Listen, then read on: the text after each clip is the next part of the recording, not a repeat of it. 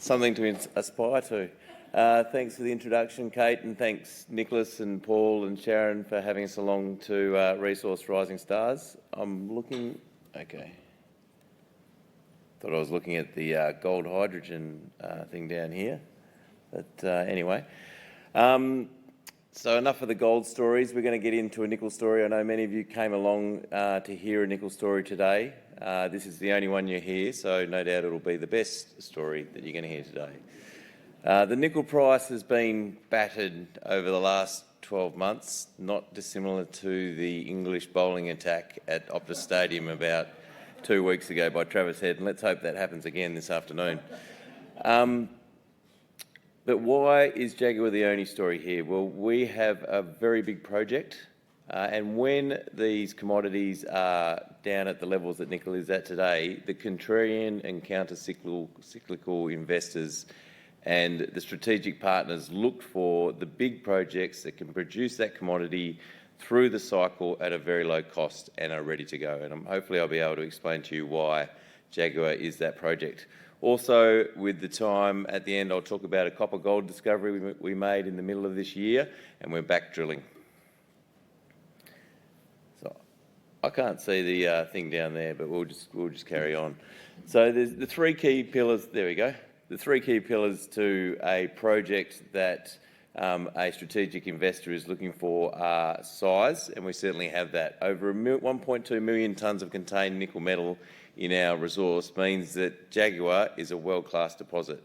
When in production, this thing's going to produce more than 20,000 tonnes of nickel in concentrate a year. So if we were producing today, we'd be in a top 5 or 6 producer in the world today of nickel in concentrate. That's largely thanks to BHP closing down its Nickel West operations.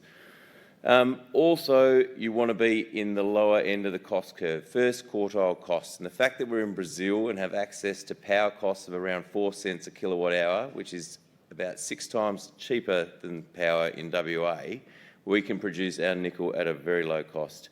And you want it to be shovel ready. So this thing's ready to go. We've got the mining licence, we've got the environmental licences, we've bought over 2,000 hectares of land, and when we press the go button in the middle of next year, this thing is ready to go. Hopefully I'll get some time to talk about a really exciting copper gold discovery that our exploration team made in the middle of this year. We're back out there drilling, and I think that's going to be pretty exciting. Here's a quick corporate snapshot. We've got $27 million in the bank, and that is enough to see us through to that final investment decision in the second quarter of next year, plus the drilling at the Boy Novo copper gold project. We have a board that is experienced in exploration, development, construction and operating mines both in Brazil and Australia, and we have a very supportive top 20 shareholder group that have been basically from the start of the acquisition of Jaguar. You can see some nickel-savvy investors there in Kerry Hermanis, who did very well in nickel in the early 2000s. One guy who's not on there but he's close is Rick Rule, who loves a contrarian investment. If you guys follow Rick, you know he is quite often talking about the Jaguar nickel sulphide project. So why is Jaguar the only nickel project you're going to hear about today? Well, it's all about that flat green line, and that is our all-in sustaining cost. So that's the cost for us to produce 1 pound of nickel, $4.50. The nickel price today, nickel's funny because they talk in $15,000 a tonne and then in pounds. So you convert the $15,000 that it is today to cost per pound is around about $6.50. So that means we've got a margin of $2 a pound per annum. So at today's nickel price, this project would be throwing off $100 million in free cash. And you can see over the last 20 years, there's only 2 points in the cycle where Jaguar would not have been making money. You can see at the end there in the last 12 months, that nickel price is pretty flat. Now you've got to keep an eye on nickel because it creeps up, the price rise, they creep up on you like a librarian.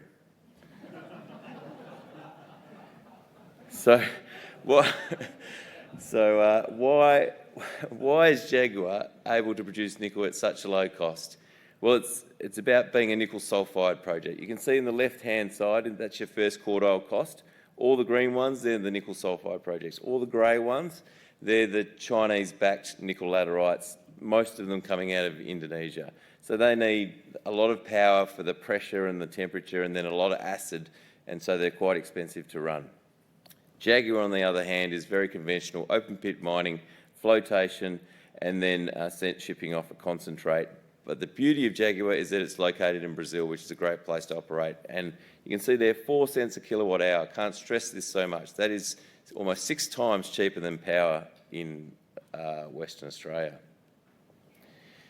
We love Brazil. Jaguar is situated in the Carajás in the North Brazil. We've been there for 20 years. We know how to operate, we know how to licence. We've got the mining licence, we've got the environmental licences.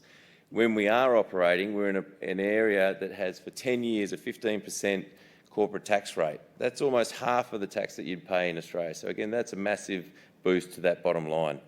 When we make money, 2% royalty goes back to the federal government, and 65% of that goes to the municipality within which we work. So the money goes back into the schools and to the hospitals, so that, the community gets right behind the project. And again, it's about that 4 cents a kilowatt hour power that really drives the low all-in sustaining costs for this project. So we're in Brazil, in the north, in the Carajás. Valley's been here for 70 years. In the north there you can see Salobo. This is the second biggest IOCG mine in the world, only behind Olympic Dam. 100 kilometres to the east of us is S11D. That is the biggest and the richest iron ore mine in the world. So Valley's invested a lot of infrastructure. Valley, we got this project off Valley. Valley has the royalty, so they're there to help us. We're 15 kilometres away from their ferronickel plant, Onça Puma. So that ferronickel plant was constructed in the early 2000s, and it's serviced by the towns of Tucumán and Constantinople, Orlando do Norte. So 35 kilometres from Tucumán, you get up to site. So you've got second and third generation workers that are there at the ready. You've got service providers and skilled labour. So really is a great place to build a mine. This is our site layout. We've purchased over 2,000 hectares, most of it's farmland. You can see in yellow the pits. They're individual in the reserve as it stands. I think eventually they'll coalesce. That's about a 3.5 kilometre strike between east to west and about 1.5 kilometres wide. So by the time this open pit is finished, it'll be as big as the super pit. So it really demonstrates the size and scale of this project. And that's underpinned by this amazing resource. If you've got more than 1 million tonnes in nickel sulphide in the world, you've got a world-class deposit. We got this with 500,000 tonnes, and the exploration team did an amazing job at building that up. This thing's still open at depth. So if you want more nickel tonnes, you just take the drill rig back out there and you'll find more nickel tonnes. There is only one other project in the world that has more nickel at a high grade, and that's in the western margin of Tanzania in the middle of Africa. So we think if you want exposure to nickel for when that price turns, the Jaguar certainly is a project of scale. So the economics that we have for Jaguar are all based around the open pit. We haven't got the drilling in the underground dense enough to bring it into the indicated and measured components to consider it as reserve.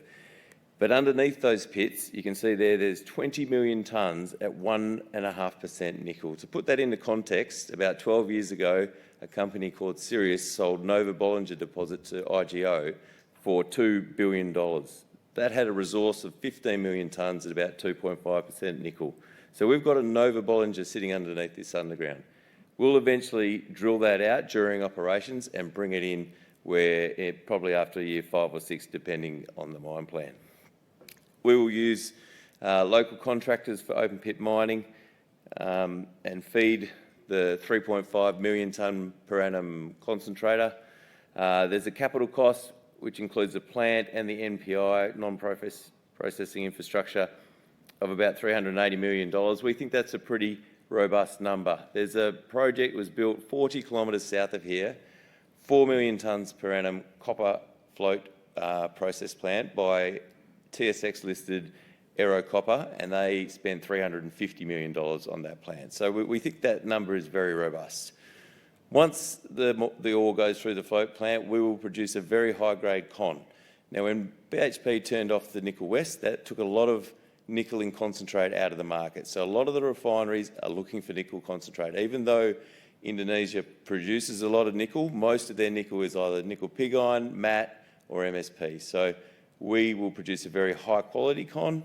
That's a function of the nickel sulfide species we have in our mineralisation, millerite.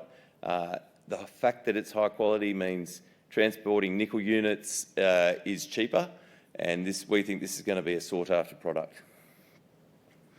There you can see the mining profiles. In the first couple of years up to year 7, we're over 22,000 tonnes, or year 8, sorry, it's 22,000 tonnes of nickel produced. The grade is touching around 1%.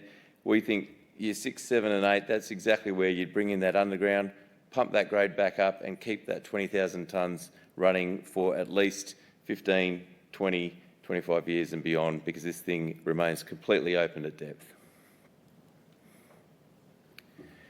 When we ran the economics, we were using $18,000 a tonne. Today's price is $15,000 a tonne. So the economics were telling us it's going to throw off about $170 million of free cash per annum. At today's nickel price, it'll throw off about $100 million per annum. So we're still going to get that initial debt paid down in two to 3 years, which is very robust. Guys in Brazil have done an amazing job at getting this licence. We have the environmental licence, we have the mining lease, this is shovel ready, we have the land. We've already trained guys in the local communities for construction, so that when we do get to final investment decision and the board presses the green button, we'll be ready to go. For a lot of our partners we talk to, it's just as important having those green credits. So because we're nickel sulfide, because we're powered by that very low cost renewable power, 80% today, likely to be 100% by the time we get into production, we can produce nickel at a very low rate of carbon dioxide per tonne produced. So we're running that process at the moment. We're talking to strategic partners. Standard Charter is helping us. We get guys, they go through the database, they come to site, they test the concentrate. There's a combination of end users and also miners that we're looking at. Together with that, we're going to try and sort out the debt piece. The debt piece requires us to solve the strategic partnering process. Both those things are going to be solved in the first or second quarter of next year, and we think that will cause a serious re-rate in the valuation of the Jaguar Nickel project. This is the implementation schedule. You can see there with FID, gives the go-ahead at the end of H1. We are already doing some basic engineering. There's about a 2-year build, so we'll put the long lead orders in once FID is approved, and we expect to be producing around 2029.